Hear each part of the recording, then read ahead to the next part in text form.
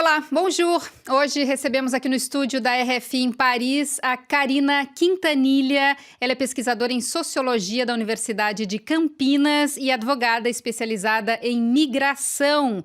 Karina veio à França apresentar parte do seu trabalho de doutorado sobre o controle migratório no Brasil. Obrigada pela presença. Eu que agradeço, é um prazer estar aqui com vocês hoje. Bom, eu queria começar citando um texto que você assina em conjunto com o Alexandre Branco Pereira e que começa assim: há quem ainda acredite na fábula do Brasil como um país acolhedor de imigrantes. Nesse artigo, vocês descrevem a relação entre a política migratória e o racismo de Estado herdado de um regime escravocrata e colonial. Como é que isso se manifesta atualmente no Brasil, Karina? É muito importante a gente trazer essa questão para a pauta, porque ainda é um tema muito invisibilizado no Brasil, né? Então, a situação dos trabalhadores, das trabalhadoras imigrantes no Brasil e principalmente a política migratória é pouco discutida na mídia, né? Então, através desse texto, o que a gente buscou foi dar visibilidade para principalmente essas portarias inconstitucionais que estão sendo colocadas, né, para violar os direitos dos imigrantes, violar a lei de imigração e a Constituição Federal, que também garante direitos para os imigrantes no Brasil, mas que está constantemente sobre ataques, né? Então, atualmente, é muito importante a gente debater a questão da migração e eu queria chamar a atenção, né, para uma portaria em específico que foi aprovada, né, durante o governo Bolsonaro, através do ministro da Justiça, o Sérgio Moro, que institui a deportação sumária como resgatando a ideia dos imigrantes como pessoas perigosas, que é uma legislação que a gente tinha na época colonial do Brasil Império e que então foi retomada e tem sido utilizada então principalmente no período da pandemia para deportar em massa imigrantes. A gente teve um aumento de 600% do número de deportações de imigrantes no Brasil. E a gente percebe também que o controle migratório ele se expressa através de outras portarias, como o fechamento das fronteiras durante a pandemia, discriminando especificamente os venezuelanos e haitianos pela via terrestre, principalmente. Isso chamou atenção, porque enquanto o Brasil continuava com fronteiras abertas, por exemplo, aqui com a Europa ou países foco de Covid-19, as fronteiras terrestres foram fechadas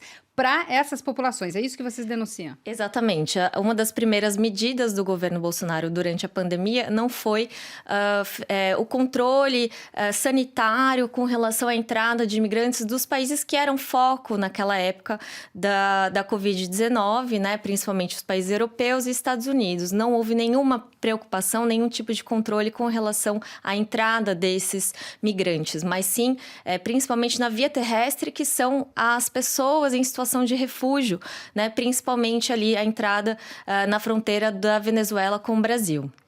Quando são acolhidos, não faltam casos também de exploração. Chamou atenção que você destaca a intermediação de mão de obra para vagas de trabalho precário e até denúncia de trabalho escravo. Exatamente.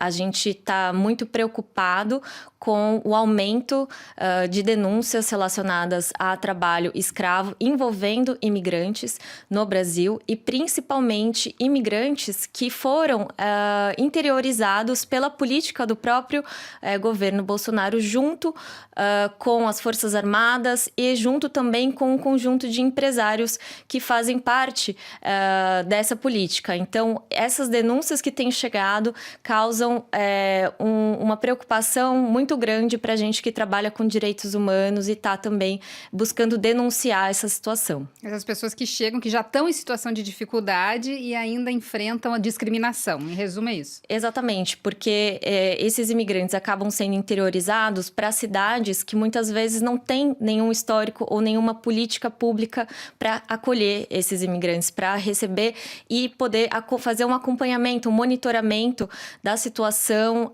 do trabalho, né, da empregabilidade desses imigrantes no Brasil. E o que acontece é que o que sobra, né, nessa situação de crise que a gente está vivendo, em que a gente tem mais de 40 milhões de brasileiros no mercado informal, que já é um mercado muito precarizado, sem a proteção da legislação trabalhista, e mais 12 milhões de desempregados, o que sobra para os imigrantes são os trabalhos, os postos ainda mais precarizados, né? E aí a gente tem um exemplo do próprio Moise, né, Moise Kabagambe, que foi um congolês refugiado que foi assassinado em seu local de trabalho, né, num quiosque na Barra da Tijuca, no Rio de Janeiro, e que gerou uma ampla repercussão, né? Inclusive, atualmente, o próprio Ministério Público do Trabalho está reivindicando uma indenização, né, para a família de mais de 12 milhões de reais em razão de denúncia do trabalho escravo que o próprio Moise estava sofrendo nessas condições. Bom, para quem não lembra desse caso, ele foi cobrar pelo trabalho feito e não só não conseguiu o dinheiro, como foi agredido a ponto de ser assassinado. Exatamente. E o caso ganhou repercussão depois que a família e a comunidade congolesa no Rio de Janeiro começou a se mobilizar, e um vídeo, então, do próprio momento do assassinato, que foi precedido por tortura, né, por um bastão de madeira, 3 homens que foram espancando o Moise até a morte. E esse vídeo, então, viralizou nas redes sociais, e a partir de então, mobilizações por todo o Brasil pediam justiça por Moise. Bom, você veio, né, a Paris participar de um evento organizado pela ONG Autre Brésil, que faz aí uma radiografia da sociedade brasileira para os falantes de língua francesa. Eu queria saber como é que foi a repercussão desses dados que você apresentou aqui na França. Foi muito positiva, principalmente porque deu para perceber que não existe uma discussão ainda sobre a questão, principalmente do racismo no Brasil, relacionada à migração. Então, muitas pessoas falaram que não sabiam que isso estava acontecendo no Brasil. E também a gente conversou bastante com o movimento do Sans-Papiers aqui na França, né? Que é um movimento dos indocumentados, que também tem as suas características específicas, mas que se relaciona com a luta dos imigrantes no Brasil por regularização migratória. Dá para comparar os dois casos? São comparáveis? É uma situação bastante específica na França, porque temos uma população muito maior de imigrantes vivendo na França, né, historicamente, nos últimos anos. Mas o Brasil, com as suas particularidades, né, também tem aplicado, assim como aqui, uma política de indocumentação, né, que a gente fala que essa política de indocumentação é o que acaba gerando esses trabalhos precários, né, que o imigrante não tem o documento, então ele é levado a trabalhar nos locais mais precarizados, como, por exemplo, o caso do Moise. Mesmo, muitas vezes, tendo uma qualificação, os imigrantes, eles são principalmente imigrantes negros, africanos, haitianos, e também, né, em São Paulo, por exemplo, temos uma maioria da migração boliviana atualmente. Contra a Constituição Federal. Eu queria que você aproveitasse e já dissesse assim, quais são os direitos, né, de alguém que chega no nosso país. Perfeito. Então, no Brasil, a gente tem uma Constituição Federal protetiva, né, que iguala os direitos dos brasileiros e dos não nacionais, né?